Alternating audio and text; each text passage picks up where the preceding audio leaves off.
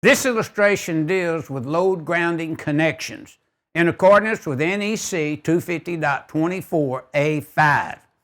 Purpose of change is a new subdivision was accepted and added. The new subdivision has been added to clarify that load side grounding connections to the grounded conductor shall not be made or connected to the normal not carrying metal parts of the equipment.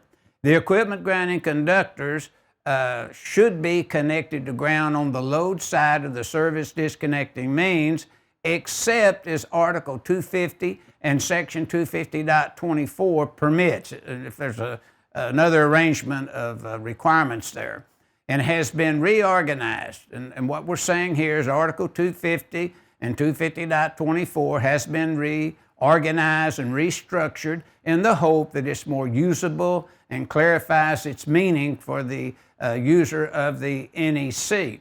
Now, first of all, I would like to look at the sub-panel.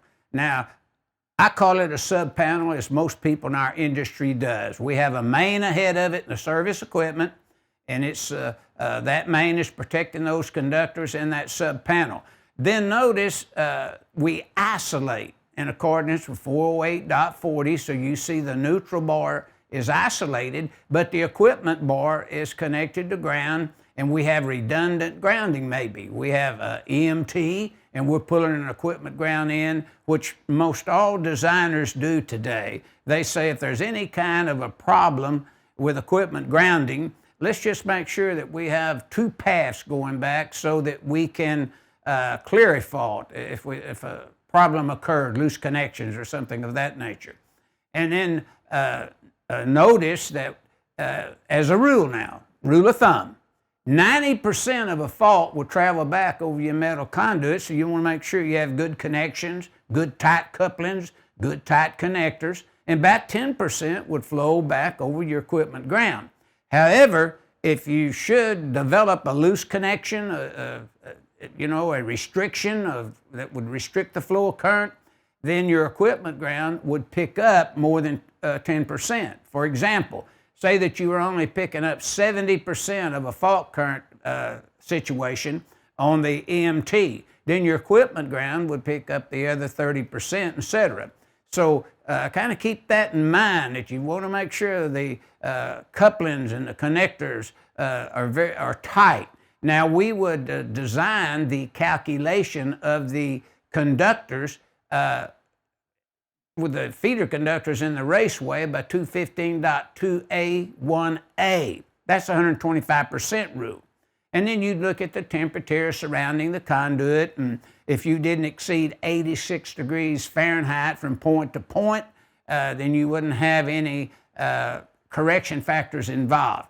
Now, where you find this information, a lot of people call in wanting to know, where is that information?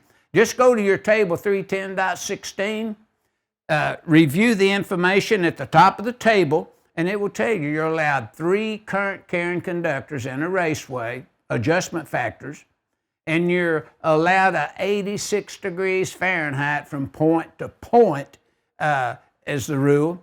And that's also listed at the very top of the table, so you know where that information can be found. Then you have the 10% rule, and that 10% rule is in 310.14, and you look at the exception there, and then you'll find that if you do not route more than 10% of the run, then you're not any kind of derating factor. In other words, say that was 100 foot from the service equipment to the sub-panel. Take 10% of that, that'd be 10 foot. So if you do not route it more than 10 feet through a higher temperature than 86 degrees Fahrenheit, then you don't have to derate.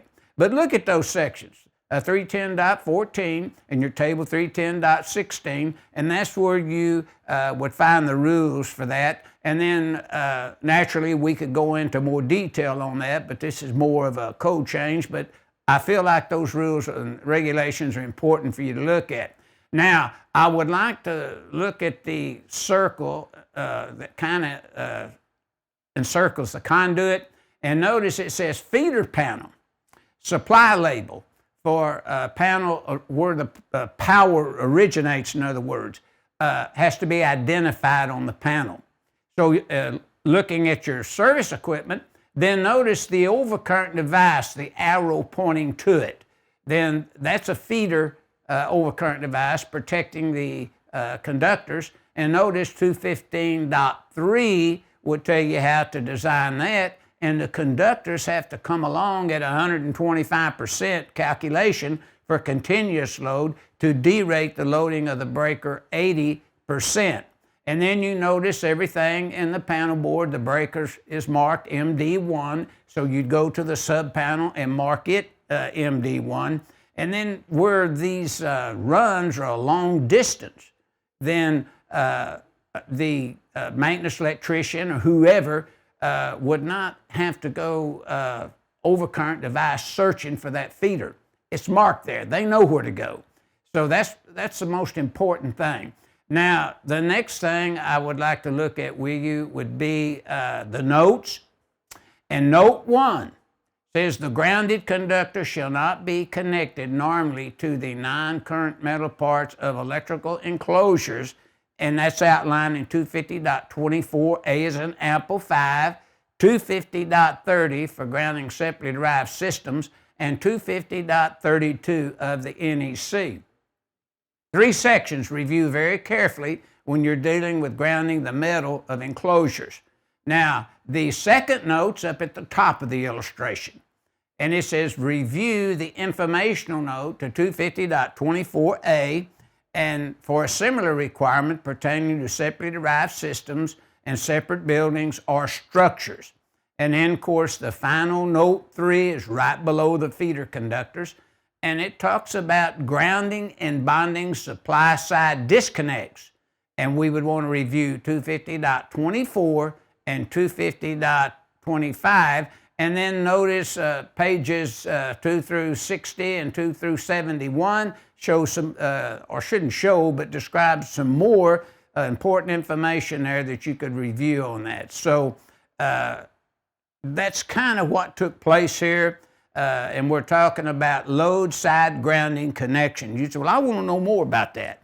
Then go to 250.130B, as in boy, and go to 250.142B, as in boy, and there's a lot more information available to the user of the code right there that ties directly to what they're talking about here.